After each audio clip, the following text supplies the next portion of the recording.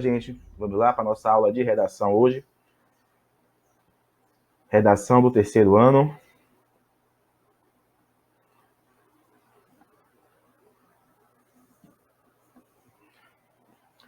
Enem, competências avaliativas. Unidade 4 do módulo de vocês, na página 174. Essa aula visa apresentar para vocês como o Enem é avaliado. Eu acho que tivemos isso na primeira unidade, o módulo de vocês traz isso novamente, com o objetivo de qualificar vocês para avaliação.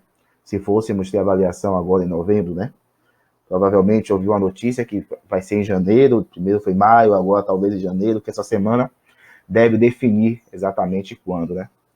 É importante saber que são 5 competências, cada uma dessas vale de 40 a 200 pontos, certo? Quando você atinge nota máxima em cada competência, 200 pontos em cada competência, você é aquele aluno nota 1000, aquele aluno que aparece no jornal, aquele aluno que vira referência de qualidade em redação, é o aluno nota 1000. Mas você pode tomar, por exemplo, 120 em cada um desses critérios e chegar a uma boa nota, uma nota interessante, uma nota competitiva, né? A depender do curso que você optar. Ou você pode conseguir 160 em um critério, 200 em outro, 120 em outro, 200 em outro novamente, chegar a uma boa nota, 850, e aí conseguir facilmente aquilo que é a sua meta em redação, tá bom? Então vamos lá, analisar cada competência, primeiro entender o que é competência avaliativa. Competência pode ser definida como característica intrínseca, quer dizer, que pertence à pessoa, mas que também pode ser adquirida, que indica o saber fazer, o saber acontecer em âmbito individual ou coletivo. Então, ter competência de alguma coisa é você saber fazer algo com qualidade. Isso pode ser algo natural ou pode ser algo que você conquista com o tempo através do aprimoramento, como é redação. Ninguém já nasce bom em redação. A pessoa se aprimora em redação. Competência é ter certos conhecimentos básicos para realizar determinadas tarefas. Nossa tarefa aqui é fazer uma boa redação. Então, para isso, é necessário ter conhecimentos básicos, conhecimentos ortográficos, fontes como citações, pensamentos, ideologias, em questões sociais, ter um bom posicionamento social sobre temas relevantes, temas importantes. Isso é ter competência. No Enem, ter competência significa saber redigir, como eu já disse, saber escrever bem, saber defender uma tese, aquela ideia que você apresenta na sua introdução, você saber defender, ter ela bem embasada. Aí você deve utilizar argumentos plausíveis, quer dizer, argumentos que possam ser praticados, que possam ser percebidos, que as pessoas possam, de fato, refletir e entender, não ir para o mundo da ilusão, não partir para uma teoria não aplicada, algo que realmente é efetivo dentro do nosso contexto social.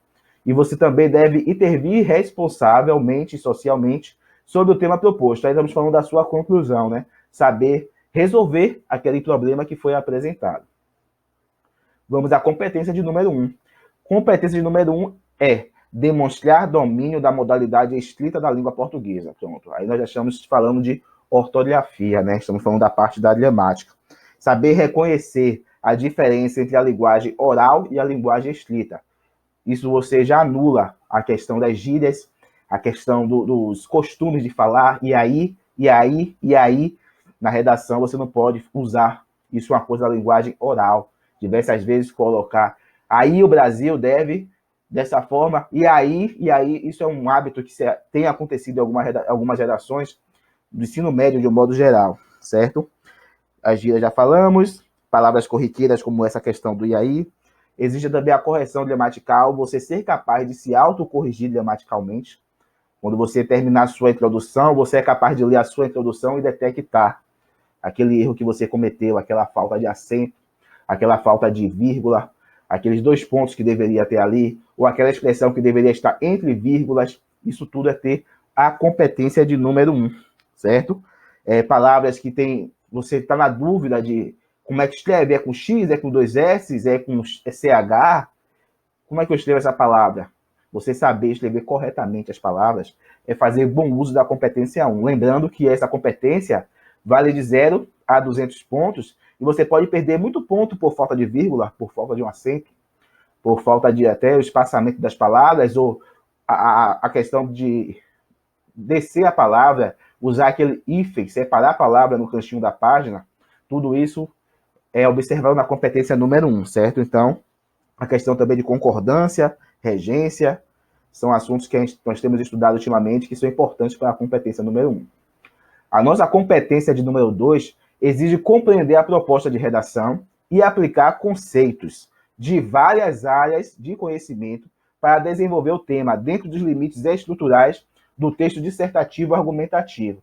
Então, aqui é você entender o que é para você fazer, não fugir do tema, não achar que tem uma coisa melhor que você pode falar, ou que você pode se distanciar um pouquinho daquelas questões. Por exemplo, algumas vezes a questão é violência contra a mulher, e a pessoa acaba se baseando muito em questões familiares de um modo geral, não se aprofunda no tema, certo? Então vamos tratar do tema efetivamente. Se é violência contra a mulher, vamos falar da violência contra a mulher, certo, gente?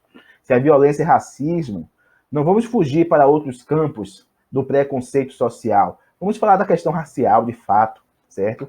Entender o que o tema está pedindo, tá bom? Aqui tem um destaque aqui, ó. Não fugir do tema, nem escrever sobre outro tipo de gênero textual. O gênero textual pedido na redação do Enem é o dissertativo argumentativo. Então, tomem cuidado para que seu texto, pelo menos em alguma parte, não pareça mais um texto narrativo ou com excesso de descrição, certo? Tenha atenção para fazer o texto todo dissertativo, argumentativo. Evitar fugir da proposta. A proposta é tema X, dissertativo argumentativo. Então, é isso que eu vou fazer, tá bom? Tenham atenção a isso aí. Outro ponto importante é o texto motivador. Eita, esse tema aqui eu não sei falar muito, é um tema difícil. Tem lá o texto 1, tem umas ideias boas. Eu vou pegar o texto 1 e vou colocar aqui na minha redação. Isso acontece na escola. Na escola o professor tira meio ponto, o professor tira 1 ponto, a depender do tamanho daquela parte que você pegou e colocou, até 1,5, 2 pontos. Por aí vamos, no máximo, isso aí, né? Mas quando se fala de questão de Enem, a punição pode interferir no seu futuro, né? Então não tente dar uma desperto, né? Use somente o que veio de você. Não use daquele texto motivador. Como o nome já diz, o texto é para te motivar a fazer uma boa redação. Não é para você pegar o texto e fazer uma cópia ou copiar aquele trecho do texto para você, certo? Então, vamos desenvolver efetivamente o tema, porque isso é importante, se aprofundar no tema, mostrar que você tem a capacidade de ir fundo naquele assunto, que você não é uma pessoa rasa naquele ponto em questão. Competência de número 3, vamos lá? Selecionar, organizar, relacionar e interpretar informações, fatos, opiniões e argumentos em defesa de um ponto de vista. Estamos falando agora aqui do nosso desenvolvimento. Fazer um bom desenvolvimento, certo? Essa competência é aplicada no desenvolvimento. Quando você apresenta a sua tese na introdução, você precisa defender. Como é que você vai defender? O que é que você vai usar para defender? Aí você pode fazer uma citação, aí você pode fazer uma comparação entre 2 épocas diferentes, entre 2 classes sociais diferentes. O que você tem de recursos argumentativos? O que é que você tem para usar, para fortalecer, embasar a sua defesa? Tudo isso é solicitado na competência 3. É aquela questão de fugir do óbvio, né? Vamos organizar as ideias de uma forma consistente, selecionar bem, certo? Para que não possamos perder pontos importantes na competência de número 3, certo? Se você apresentar, por exemplo, aqui o módulo diz, ó, apresentar uma ideia, e não desenvolver é um erro grave.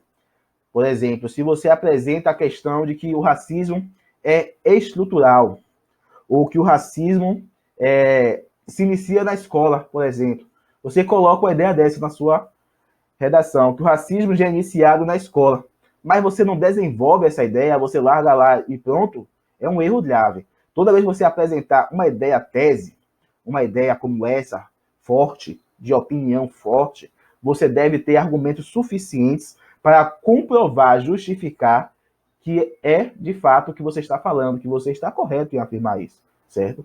Então, apresente ideias e desenvolva essas ideias, certo? Não apresente frases soltas, sem conexões.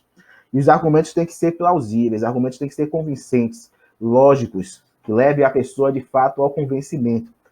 Evite usar argumentos que não têm possibilidade alguma de alguém, você convencer alguém sobre isso, né?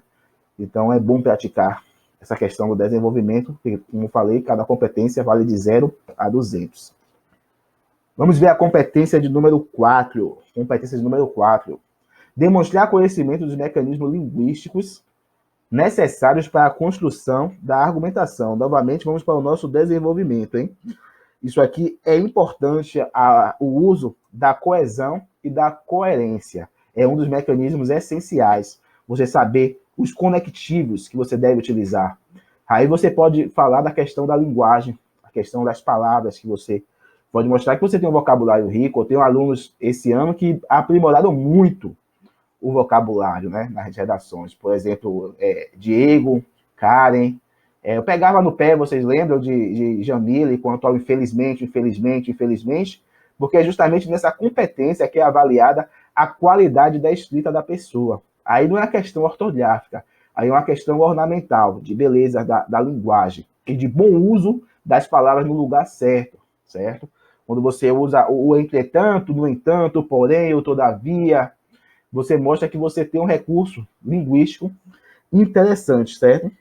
Então é aí que você deve utilizar os conectivos entre parágrafos, entre períodos, entre frases, de forma correta, de uma forma que você consiga criar uma lógica de raciocínio.